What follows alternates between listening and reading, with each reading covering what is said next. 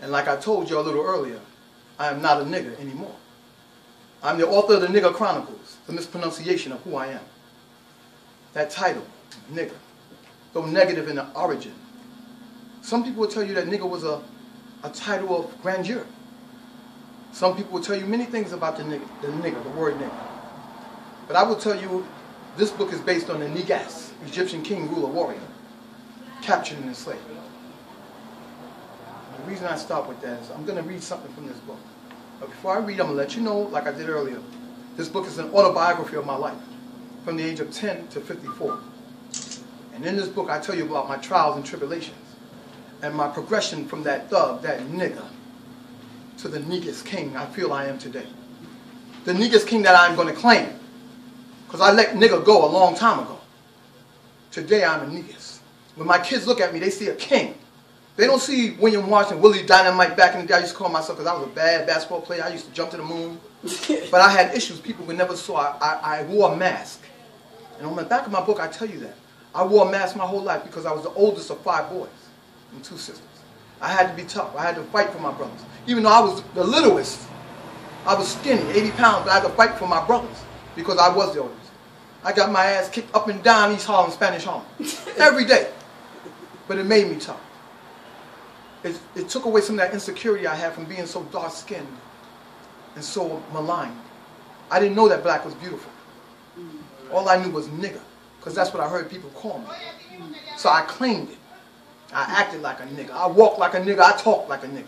Even though I was very versed, I was a smart dude. But you would never know it. Because instead of getting 90s and A's like I was supposed to, because I could have easily, in 4th grade, my reading level was college level. But I didn't want to be smart because you got picked on, you got bullied, you got teased.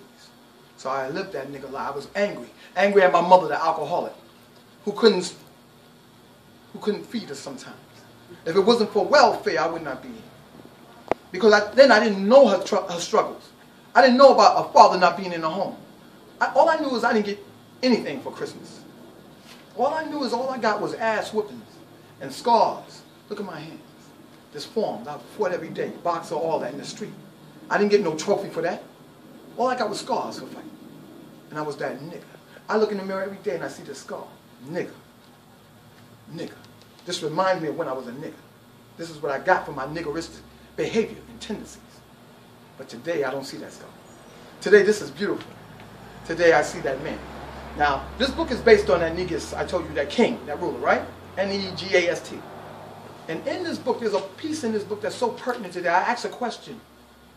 Have you ever seen a nigger cry? And I asked that question because most niggers do things with no remorse. Or if they have remorse, you will never see it. They can't let you know why they molested that little girl. They can't let you know why they beat their sons and daughters. They can't let you know why they cheated on their wife and left her alone. Because it would take away from their image. Nigger. I'm going to ask you today. Have you ever seen a nigger cry? No. You haven't. So let me tell you about the negus, and I'm going to explain why you never saw a nigger cry. The negus, Egyptian king, ruler, warrior, captured and enslaved, chained, beat till he bleed, while they even changed his name. And because of a southern mispronunciation, he went from King Negus to nigger, to today's nigger, my nigger. Now what made the negus be in such great demand was his immense strength.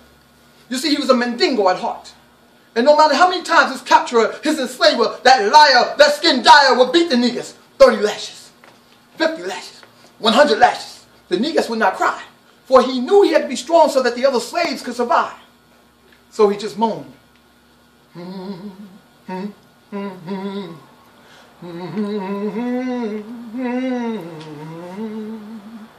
Now allow me to take you on this journey from negus to nigger. Have you ever seen a nigger cry? Have you ever seen a tear roll down a nigger's eye? Do you mourn when a nigger dies? When nigger father came home and beat your mother till she cried, impaired her vision to black and swollen eyes, left her helpless and homeless to be by that other woman's side. Did you see that nigger cry? No. Young girl, only 13 years old were you, when nigger uncle came by, stuck his fingers up inside of you, sexually abused you, then 2 years later came back and raped you. through your pain, through your shame, through your tears. Did you see that nigga cry? Young boy from the same family. After years of watching his nigga father beat his mother again and again, realizes that he has his father's trait. For he now beats his girlfriend about the face. Yes, he's got that nigga trait. A trait worse than sickle cell. Because 8 out of 10 niggas are in jail. 10 out of 10 niggas go to hell. It's enough to make a sane man yell, die nigga die! Die nigga die! Die nigga die! So if you stand and tell me you saw a nigga cry, I will tell you lied, for you have never seen a nigga. Never. A nigga, my nigga cry. You see, a nigga won't cry because he got to keep the other slaves alive. And a nigga won't cry because of his nigga pride. But sometimes,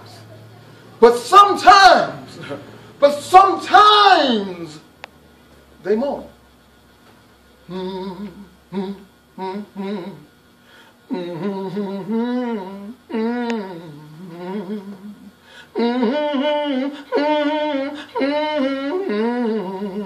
You see, he never said a grueling word. No. He just moans sometimes.